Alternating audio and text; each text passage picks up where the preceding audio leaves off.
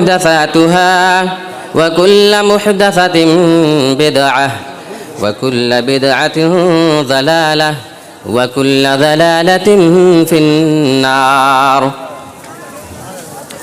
अऊज़ु बिल्लाहि मिनश शैतानिर रजीम।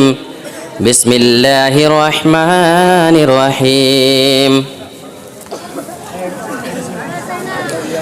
फ़अम्मा मन ऊतिय किताबहु बियमीनिहि फ़यक़ूलु हाउम इक़्रऊ किताबियह इन्नी ज़नन्तु अन्नी मुलाक़िन हिसाबियह।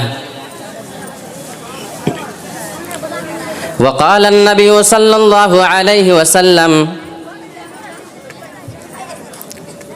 मद्दुनिया फ़िल आख़िरति इल्ला मिस्लु मा यजअलु अहदुकुम इस्बअहु फ़िल यम फ़ल्यंज़ुर बिमाज़ा यरजिउ। रब्बि इश्रह ली सदरी वयस्सिर ली अमरी वहलुल उक़दतम मिन लिसानी यफ़क़हू क़ौली। आमीन। स्टेज पर जलवा अफरोज़ नहायत ही मोहतरम व मौक़र उलमाए कराम, दूर दराज से और इलाक़े से तशरीफ़ लाए हुए नहायत ही मोहतरम व मुअज़्ज़ज़ बुज़ुर्गान दीन, नौजवान साथियों, अज़ीज़ बच्चों, पर्दा नशीन ख़वातीन इस्लाम, प्यारी माओ और बहनों, अभी आपके सामने बंगला ज़बान में दो नामवर हस्तियों ने खिताब फरमाया। आपने उनका खिताब समाअत किया।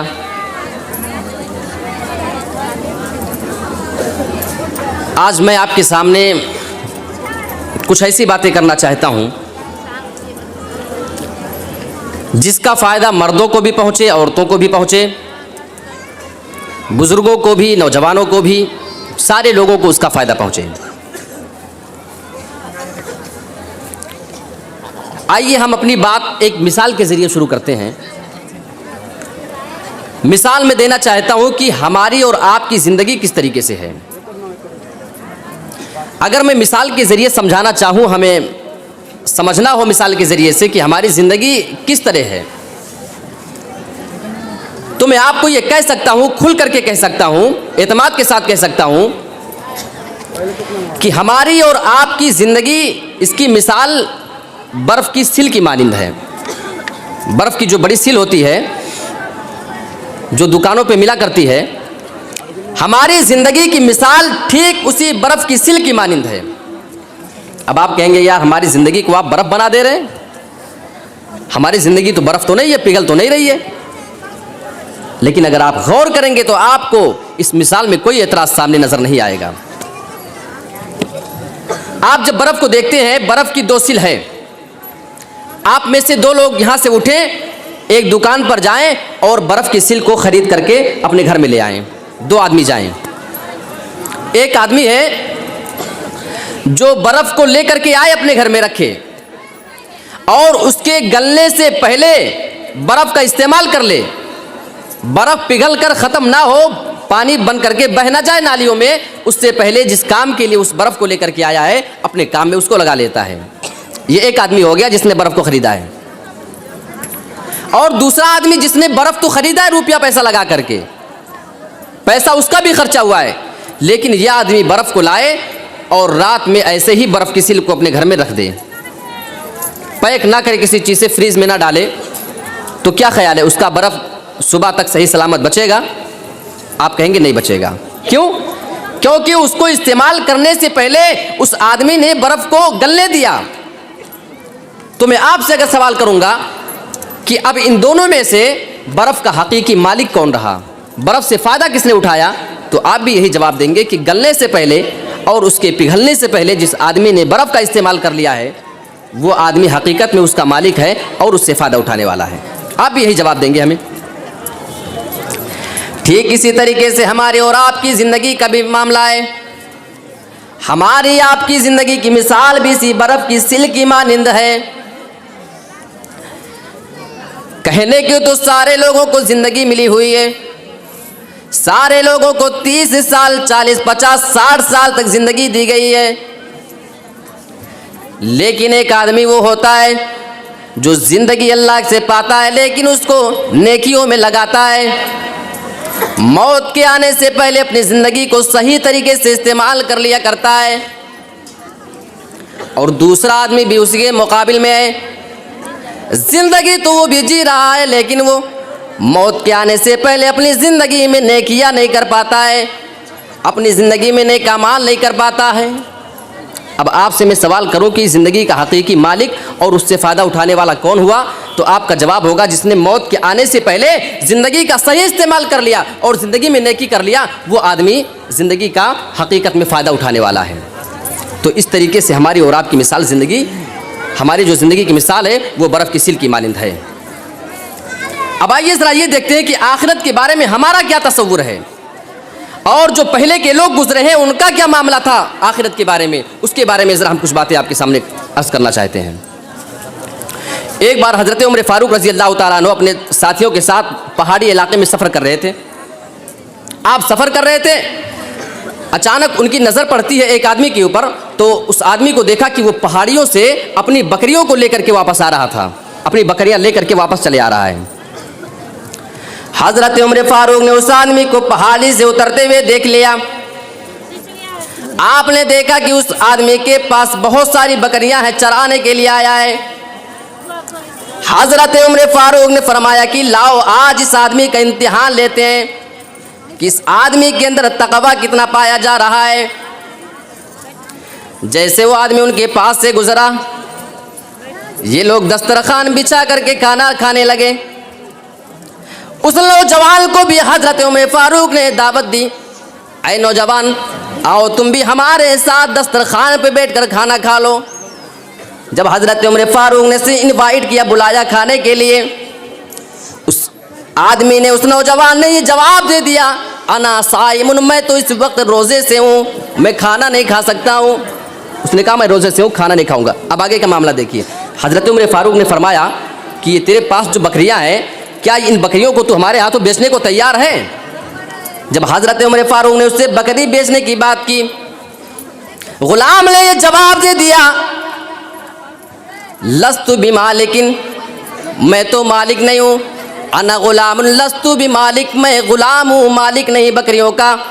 ये बकरियाँ किसी दूसरे आदमी की हैं, मैं तो मेहनत और मजदूरी पे उसके यहाँ नौकरी करता हूँ, उसकी बकरियाँ मैं चराने आया हूँ, लिहाजा मैं बकरी बेचने का हक भी नहीं रखता हूँ।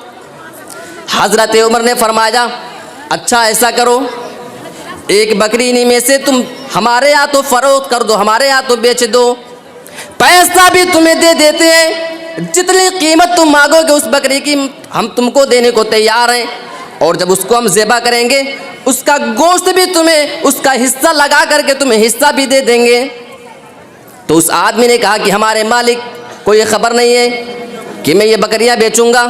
हज़रत उमर फ़ारूक ने फरमाया, जब तुम अपने मालिक के पास जाना, एक बकरी जब तुम्हारा मालिक कम पाएगा, सवाल करेगा कि एक बकरी कहाँ गई, तो अपने मालिक से कह देना कि एक भेड़िया आया था और एक बकरी को उठा करके लेके चला गया, कहाँ देखने जाएगा कि तुमने बेच दिया है।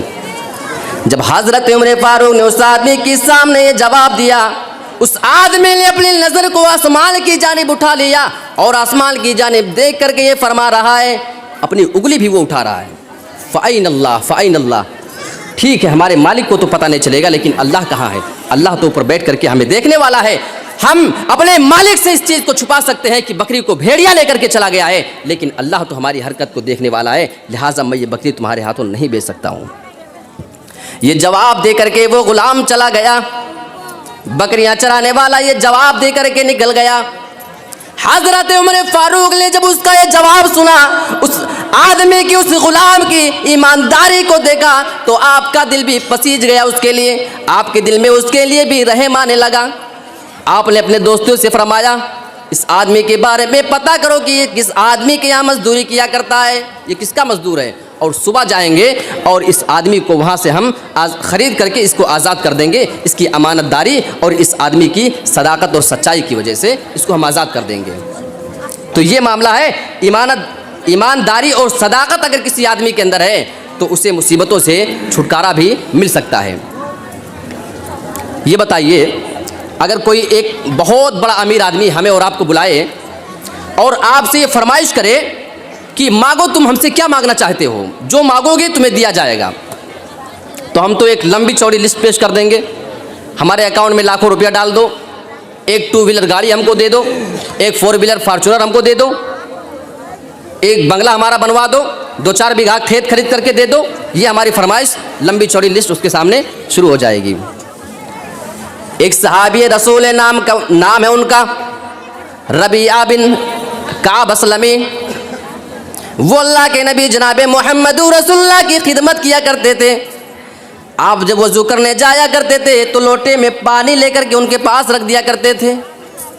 मामूल के मुताबिक एक दिन लोटे में पानी लेकर के जनाब मोहम्मद रसूलुल्लाह के पास आते हैं।